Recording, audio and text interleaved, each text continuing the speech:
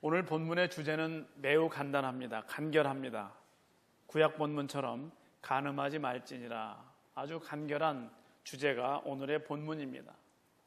그런데 7월의 공과에 나오는 제목은 오늘 설교 말씀의 제목처럼 행복한 가정을 지키라로 되어 있습니다. 간음하지 말지니라 이 계명은 10계명 중에서 제7번째 계명에 해당합니다. 그런데 10계명을 로마 카톨릭 교회와 루터란 교회에서는 우리가 사용하는 10계명과 조금 차이가 있는데, 우리 계명에는 없는 제9계명으로 그들은 남의 아내를 탐내지 말라를 계명에 넣었습니다. 특별히 그 교단에 속한 남자들이 더 남의 아내를 탐내서가 아니라, 이 말씀은 이유가 있습니다. 우리가 고백하는 제1계명은 내 앞에 다른 신을 두지 말라이고, 두 번째 계명은 너희를 위해서 깎아 만든 어떤 우상을 두지 말라는 그런 말씀입니다. 로만 카톨릭 교회와 루터란 교회에서 해석하는 것은 제1계명 다른 신, 제2계명 우상, 이것은 같이 합하면 다른 신이라는 것도 결국은 우상에 속하기 때문에 그들은 1계명과 2계명을 합해서, 그래서 제1계명으로 한 분이신 하나님을 흠숭하여라, 이렇게 그들은 고백합니다. 10계명에서 한 계명이 빠지니까 10에서 하나를 빼면 얼마가 남습니까? 9 아닙니까? 그런데 10계명이니까 하나가 남아서 그 자리에 제9계명으로 남의 아내를 탐내지 말라 이렇게 넣습니다. 남의 남편을 탐내지 말라로 넣지 않은 이유는 아마 남자들이 주로 이런 일을 하는 것 같습니다. 그래서 혹시 그들이 그렇게 고백하는 게 아닌가 생각합니다. 제가 설교를 준비할 때에 가끔 한 번씩은 주제 설교를 하기도 합니다. 주제 설교는 여러분 화면에 보시는 제목처럼, 예를 들면 행복이라든지 또 정직성이라든지 그런 주제를 정해놓고 그 주제를 찾아서 성경 말씀을 인용하고 그 속에 있는 은혜를 나누면서 설교를 준비하는 것, 그래서 그렇게 말씀을 정하는 것이 주제 설교입니다. 제가 만일 오늘 설교를 주제 설교로 택했다면 굳이 간음을 주제로 제가 택하지는 않았을 겁니다. 왜냐하면 별로 그렇게 유쾌한 주제가 아니기 때문에 그렇습니다. 혹시 이 일을 진행 중에 있는 분이 계실지 모르겠는데, 그런 분이 계시다 할지라도 그러나 결코 그것은 그렇게 유쾌한 주제가 아닙니다. 그럼에도 불구하고 이 간음이라고 하는 것은 오늘날 매스컴에, 신문에, TV에 얼마나 많은 뉴스의 주제가 되는지 알 수가 없습니다. 사전적인 의미로 오늘 성경 말씀에 나오는 간음이 무엇일까를 찾아보니까 이렇게 소개하고 있습니다. 부부가 아닌 남녀가 성적인 결합을 갖는 것을 말하는데, 성폭행이나 간통, 성매매를 포함하며 미혼인 사람의 경우도 포함된다라고 위키피디아에서 설명하고 있습니다. 용어풀이를 좀 더 해보겠습니다. 우리 장로교회 창시자 요한 캘빈은 간음을 가리켜서 하나님이 만들어주신 거룩한 유대 관계인 가정을 깨는 가장 큰 요소라고 그렇게 말하고 있습니다. 그래서 그는 기독교 강요 10계명 해설서에서 간음하지 말라 이 계명을 풀이할 때에 음란하지 말라 같이 설명하고 있습니다. 그래서 요한 캘빈에게 있어서는 간음과 음란이 동의어로 들어갑니다. 요한 캘빈은 우리에게 우리 마음속에 욕정을 품는 일이나 혹은 문란한 행위나 말이나 복장까지도 다 여기에 포함시키고 있습니다. 그래서 우리가 대화하면서 우리의 말 속에 유난히 좀 이런 성격의 말을 한다든지 그런 복장을 한다든지 이런 것도 다 우리를 음란으로 이끌어가는 그런 것 중에 하나입니다.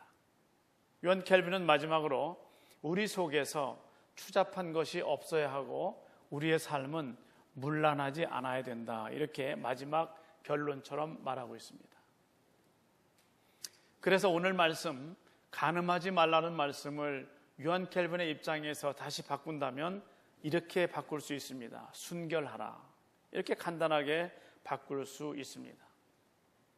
하나님의 자녀인 우리들을 위해서 아버지인 하나님께서 우리에게 주신 가장 중요한 두 공동체가 있는데 하나는 교회이고 다른 하나가 가정입니다. 간음하지 말라 이 계명은 하나님이 주신 매우 중요한 공동체인 가정을 지키기 위해서 우리가 꼭 지켜야만 하는 계명이 바로 그 계명입니다. 결혼한 사람이 다른 사람과 불미스러운 관계를 갖는 것을 사회적인 범죄로 규정하고 그래서 그것을 간통죄라고 하는 죄로 다스리는 것이 과거였습니다.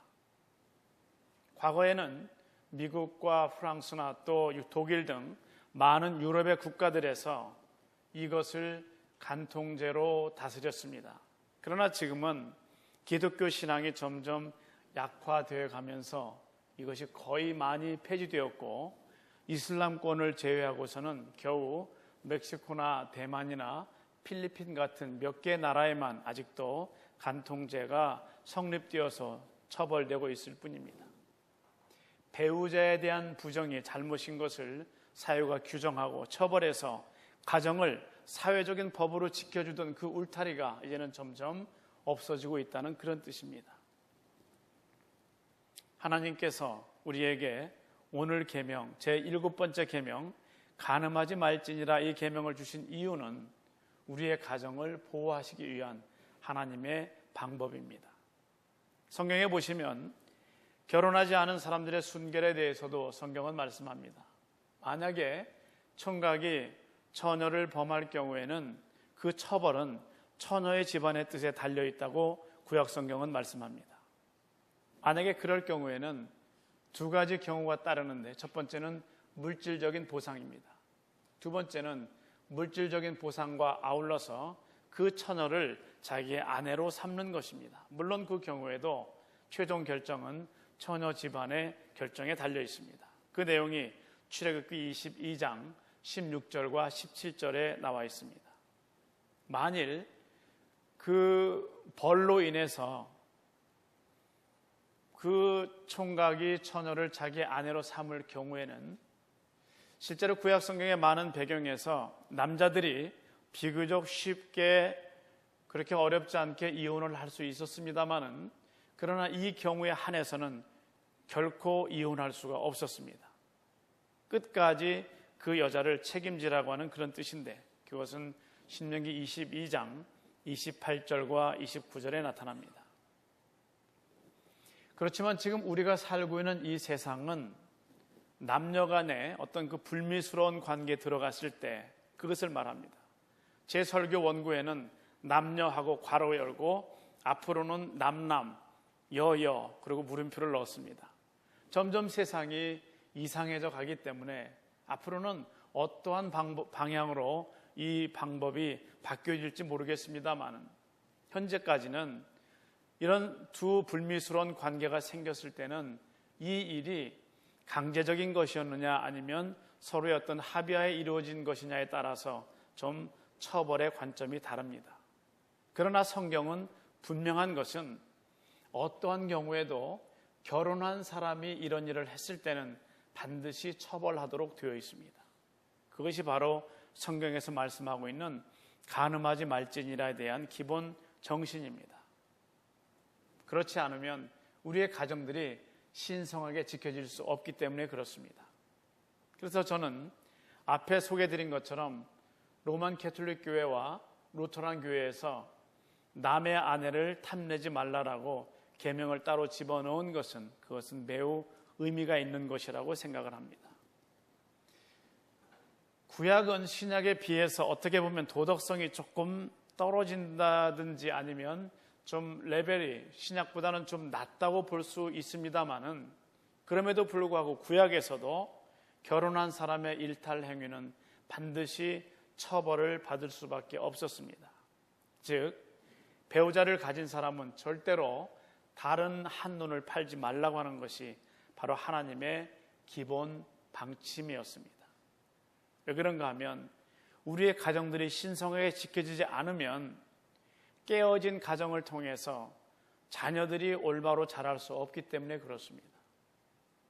하나님께서 가정에서 기본적으로 첫 사회생활을 경험하는 자녀들이 생겨나고 가정에서 하나님의 말씀을 양육받는 그런 공동체, 그리고 그 가정들이 모인 큰 공동체로서 교회를 주셨는데, 이 두 공동체를 지켜가는 중요한 방법으로 하나님은 제7번째 계명을 주신 겁니다.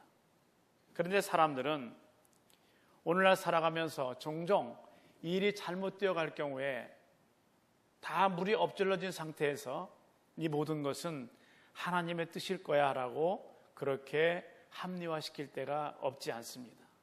그런 풍조가 우리에게 있습니다.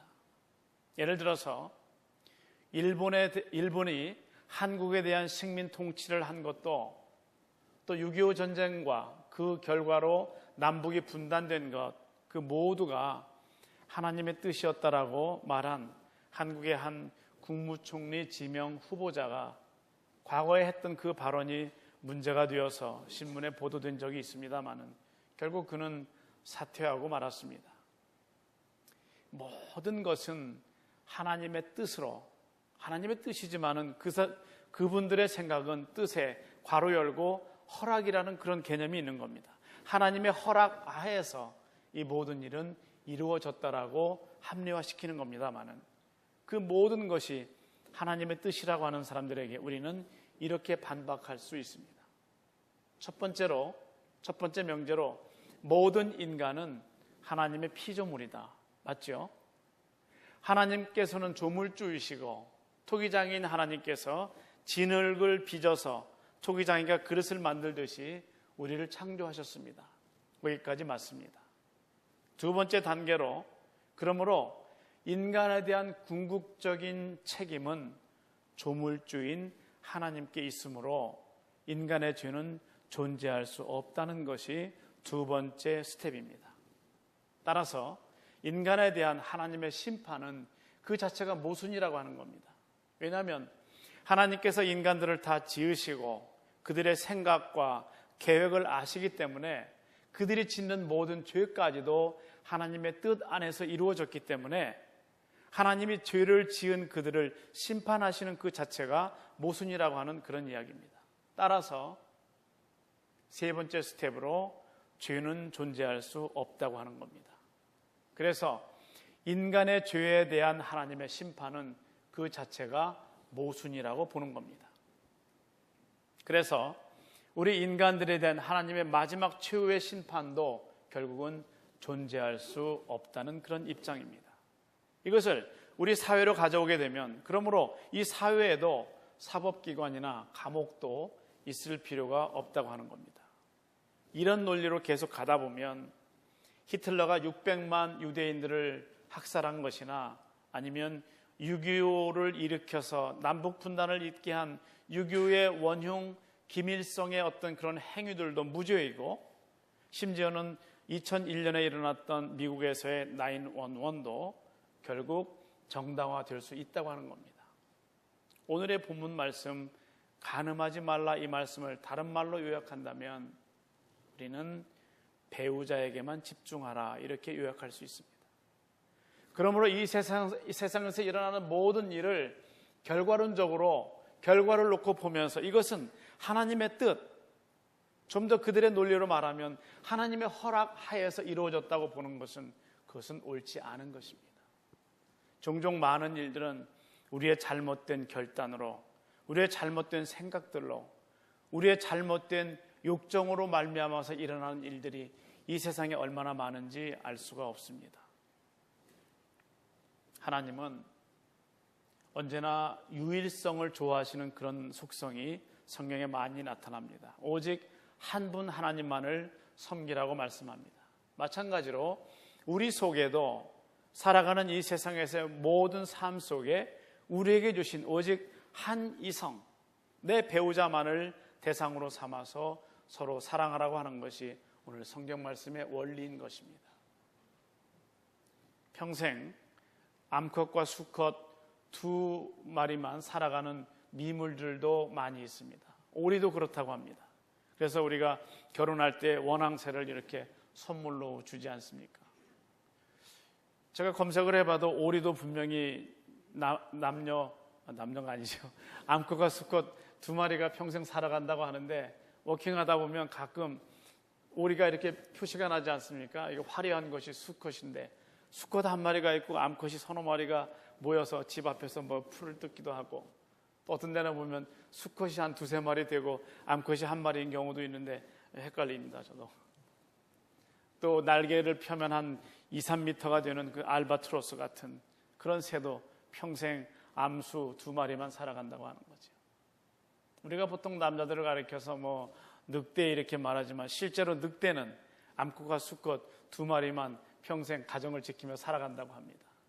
그래서 이게 올바로 지켜지지 않는다면 사실 우리는 늑대만도 못한 겁니다. 내 남편, 내 아내 위에 다른 생각을 일단 우리 머릿속에서 지우는 것이 오늘 말씀을 지켜나가는 가장 중요한 첫걸음입니다. 자신의 배우자에게 집중하기 위해서 우리는 괜찮은 사람이 우리에게 다가올지라도 우리는 거절할 수 있어야 합니다.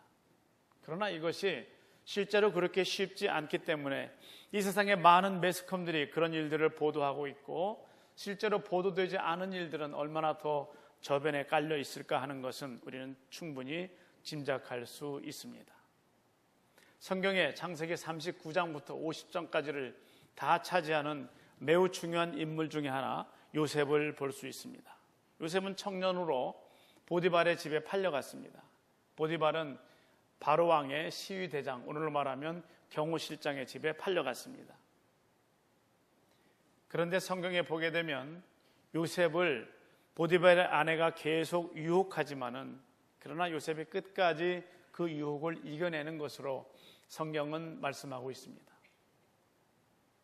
물론 전설이지만 루이스 긴즈버그가 쓴 유대인의 전설에 보게 되면 이 부분을 좀 더 디테일하게 말하고 있습니다. 성경에서는 보디발의 아내로만 이름이 나오지 않지만은 유대인들은 전설로 그 아내의 이름을 줄레이카라고 말하고 있습니다. 그 줄레이카가 자기 집으로 요셉이 처음 팔려왔을 때에 요셉이 얼마나 황홀할 정도로 아름다웠는지 첫눈에 이 줄레이카가 반한 것으로 전설은 말하고 있습니다. 그래서 이 여자가 계속해서 요셉을 좀 마음속에 품고 계속 유혹하지만 아무리 유혹을 해도 요셉은 넘어가지 않습니다. 결국 줄레이카는 상사병에 걸려서 앓아눕게 됩니다. 하루는 자기의 친구들을 초청해서 내가 지금 상사병에 걸린 대상이 얼마나 멋있고 아름다운지 너희가 한번 와서 보라고 초청을 했는데, 친구들이 와서 오렌지 껍질을 칼로 이렇게 벗기고 있는 중에 요셉이 나타났습니다. 요셉이 나타나자 그 줄레이카의 여자친구, 그 친구들이 다 넋을 잃고 오렌지 껍질을 깎다가 손을 다 베서 그 칼에 다쳐서 피가 흘렀다고 유대인의 전설에는 기록이 됩니다. 그 정도로 요셉에게 그 사람들도 같이 동의할 정도로 아름다웠던 것처럼 보입니다. 상사병에 걸려 앓아누웠지만은 결국은 일이 진행되지 못하고 가다가 결국은 나일강이 범람하고 말았습니다. 나일강이 범람하게 되니까 그들의 관습에 따라서 모든 왕족과 평민 할 것 없이 모두 다 강으로 나가서 제를 드리기 위해서 동원되었습니다. 그러나 그때 요셉은 업무를 보기 위해서 남아 있었고 줄레이카는 남편에게 나는 지금 몸이 아파서 나갈 수 없다라고 핑계를 대고 집에 남았습니다. 그 집에 결국은 둘만 남게 되었습니다. 그때 줄레이카는 더욱더 전설에 보게 되면 더 화려한 의상을 입고 아카시아 향과 유황을 뿌려가면서 요셉을 유혹했습니다. 전설에서는 요셉의 마음이 처음이자 마지막으로 한 번 흔들린 것으로 말하고 있습니다. 한 번 흔들렸을 때에 그 순간 요셉에게 환상처럼 어머니 라헬의 모습과 숙모 레아의 모습, 그리고 아버지의 모습이 어른거렸습니다. 정신을 바짝 차린 요셉은 그 순간을 이겨냈습니다. 그리고 현장을 나왔지만은 이번에는 그 무서운 마귀적인 힘이 요셉을 직접 유혹했습니다. 그래서 요셉이 그 힘을 이기지 못하고 이번에는 요셉이 줄레이카에게 다가갑니다. 그때에 하나님께서는 에벤시티아를 들고 나타나신 것으로 전설은 말합니다.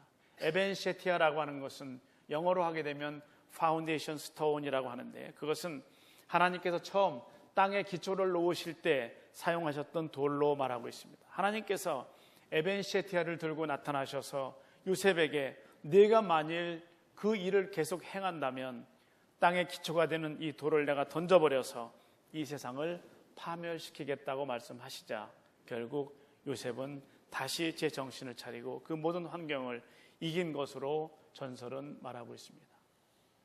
이 전설을, 성경에도 나오지 않는 야사와 같은 전설을 여러분께 소개하는 이유는 요셉은 어쩌면 그렇게 그 유혹을 잘 이겨냈을까를 보면서 너무 자괴감에 빠지지 말라고 하는 것입니다. 우리 인간은 이렇게 약한 존재밖에 되지 않아서 이길 수 있는 유일한 방법 한 가지가 있는데, 그것은 바로 하나님을 의지하는 것입니다. 믿으십니까? 괜히 또 아멘을 크게 하시면 옆에 앉아 계신 여러분의 배우자가 뭐야 당신 뭐 진행 중에 할까봐 아멘 못하실지 모르지만, 실제 우리가 하나님을 의지하는 한 방법 외에는 우리가 이 힘을 이겨낼 방법이 없습니다. 신앙으로 무장하지 않고서는, 하나님께서 주시는 힘을 의지하지 않고서는 우리는 오늘의 계명을 지켜나가는 것이 쉽지 않습니다. 게다가 예수께서 신약 본문 마태복음 5장에서 말씀하신 그 계명을 지키기 위해서는 우리에게는 거의 불가능과 같은 이런 세상을 우리는 살아가고 있습니다. 성경은 우리 모두를 주 안에서 한 가족으로 말씀하고 있습니다. 우리는 한 가족인데 넓게 보면 온 세계 인류가 하나님 안에서의 한 가족입니다. 그래서 내가 오늘 화면에 보이시는 간음하지 말라 저 계명을 지키지 못한다면 우리의 가정이 무너질 뿐 아니라, 우리의 가정뿐 아니라 다른 가정도, 즉 다른 사람들도 우리가 계속 무너뜨리고 있다고 하는 것입니다. 그럼에도 배우자의 불륜을 주제로 그린 안방극장의 드라마들이 시청률이 상승하고 또 시청률을 높이는 것이 광고 효과를 얻기 때문에 그들은 계속 그런 드라마를 만들어내고 있는 것이 현실입니다. 그래서 그들이 하는 말이 내가 하면 로맨스고 남이 하면 불륜이다, 뭐 그런 얘기도 하지 않습니까? 이 성경 말씀의 오늘 주제가 되는 저 단어는 제3자에게도 해를 끼치기 때문에 하나님께서는 모든 형태의 결혼한 배우자가 갖는 모든 불미스러운 관계를 하나님은 근본적으로 없어야 되는 것으로 말씀하셨습니다. 신약으로 와서도 예수께서는 이 계명이 우리가 직접 물리적으로 몸으로 범하는 그런 죄가 아니라, 그렇지 않고 우리 머릿속에서 생각만 해도 이미 그 사람은 그 죄를 지은 것으로 말씀하고 있습니다. 마태복음 5장 오늘 본문 27절 28절 말씀입니다. 저는 오늘 설교 후에 택한 찬송이 제목이 완전한 사랑입니다. 찬송가마다 왼쪽 위에 보게 되면 주제가 나오는데 오늘 찬송 부를 찬송의 주제는 혼례입니다. 아마 여러분 중에는 결혼식 때에 여러분의 친구나 다른 친지들이 혹시 이 찬송을 여러분 결혼 축가로 불러줬던 분들도 이 중에 계실지도 모르겠습니다. 찬송가 가사는 화면에 보시는 것처럼 완전한 사랑, 하나님의 사랑, 다함이 없는 사랑에 겨워 둘 한 몸 되어 보람있게 살라 손 모아 주님 앞에 빕니다. 온전한 생활 하게 하옵소서. 믿음과 소망 사랑 가지고 아픔과 죽음 겁을 내지 않고 주님만 의지하게 하소서. 3절은 슬픔을 이길 기쁨 주옵시고 다툼을 없앨 평화 내리사 사랑의 아침 환히 동터오는 행복한 나날 되게 하소서. 이 찬송을 우리는 부르게 될 겁니다. 여러분이 7월에 같이 모여서 구역으로 공부하실 구역 교재에는 이런 한 일화가 소개되어 있습니다. 세계적인 작곡가 멘델스존의 할아버지였던 모세 멘델스존에 대한 일화입니다. 모세 멘델스존은 신체적으로 장애가 있었던 것으로 나타납니다. 그런 장애가 있었는데 이렇게 보기에 좀 어깨가 등이 좀 이렇게 굽어 있는 그런 형체였습니다. 그리고 아주 얼굴도 못생기고 전혀 외모적으로 좀 호감이 안 가는 그런 편이었던 것 같습니다. 어떤 사람들도 특별히 어떤 젊은 처녀들도 그에게 관심을 주지 않았습니다마는 그가 어느 날 함부르크의 한 상인의 집을 방문했다가 거기에서 아름다운 한 아가씨를 만나고 첫눈에 반하게 됩니다. 그런데 자신의 의무가 그렇기 때문에 어떻게 좀 다가갈 방법이 없습니다. 물론 그 아가씨도 모세를 보면서 모세 맨델수전을 보면서 전혀 관심을 기울이지 않았던 것은 사실입니다. 모세가 그 아가씨에게 이렇게 말을 했습니다. 당신은 결혼이라는 것이 절대적으로 하나님의 뜻에 의해서 이루어지는 것임을 믿습니까? 하니까 그 아가씨가 저도 그렇게 믿고 있습니다 라고 대답을 했습니다. 모세 맨델스론이 그렇게 말을 합니다. 저는 원래가 이런 모습이 아니었습니다. 저는 매우 정상적인 아주 핸섬한 모습이었는데 하나님께서 저에게 말씀하시기를 앞으로 내 결혼 상대는 이렇게 좀 구부정한 모습을 가진 그런 처녀가 될 것이다 라고 얘기를 하셨습니다. 그래서 제가 하나님께 부탁을 드렸습니다. 하나님, 차라리 제가 그런 모습을 갖는 게 낫지 어떻게 제 배우자가 그런 모습으로 제가 살아가겠습니까? 차라리 저를 그렇게 만들어 주십시오 라고 말씀을 드렸더니 그래서 하나님이 저를 이렇게 만드신 겁니다 라고 말을 했습니다. 이것을 전문 용어로 작업이라고 말합니다. 이렇게 하면서 이런 과정을 통해서 결국 두 사람이 교제가 시작됐고 결혼을 하게 돼서 행복하게 살게 됐다고 그 일화가 소개되고 있습니다. 오늘 하나님께서 내게 주신 배우자 바로 그에게만 우리는 초점을 맞춰야 됩니다. 어떤 경우를 할지라도 어떤 환경으로 바뀌었다 할지라도 그 사람을 처음 하나님 앞에서 서약했던 그 맹세를 잊지 마시고 행복한 가정을 이루어 나가기 위해서는 오늘의 주제가 되는 간음하지 말라는, 그리고 요한 켈빈의 해석처럼 음란하지 말라고 하는 이 말씀을 따라서 우리는 이 말씀을 지켜나갈 때에 그야말로 행복한 우리의 인생이 될 것을 믿습니다. 여러분이 구역에 모여서 공부하실 때에 세 가지 질문이 구역 교재를 통해서 주어지게 될 겁니다. 미리 보여드리면 첫 번째 질문은 간음하지 말라는 계명이 잘 지켜지고 있는가? 그 이유가 무엇이라고 생각하는가? 이것이 첫 번째 질문입니다. 두 번째 질문은 당신의 배우자를 사랑하기 위해서 당신은 어떤 노력을 하고 있는가? 세 번째, 행복한 가정이 되기 위해서 매일 기도하고 있는가? 이 세 가지 질문을 여러분 머릿속에서 미리 가지시고 그래서 대답을 가지시고 구역에 모여서 활발하게 배우시고 토론하시면서 이번 달의 주제를 통해서 여러분의 가정이 든든히 서갈 수 있는 행복한 가정이 될 수 있기를 우리 주님의 이름으로 축원합니다. 함께 기도하겠습니다. 하나님이 저희들에게 허락해 주신 신성한 공동체 가정을 잘 지켜나가기 위해서 오늘 저희들에게 주신 이 계명을 감사를 드립니다.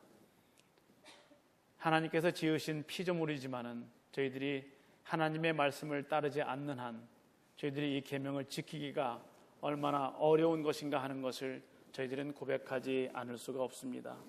저희들을 불쌍히 여기셔서 마음속에 예수께서 하신 말씀처럼 마음으로도 그 죄를 짓지 않게 하셔서 신성한 가정, 순결한 가정을 통해서 좋은 크리스찬 자녀들이 계속 자라날 수 있도록 우리의 가정에 복을 더하여 주시옵소서. 예수님의 이름으로 기도드리옵나이다. 아멘.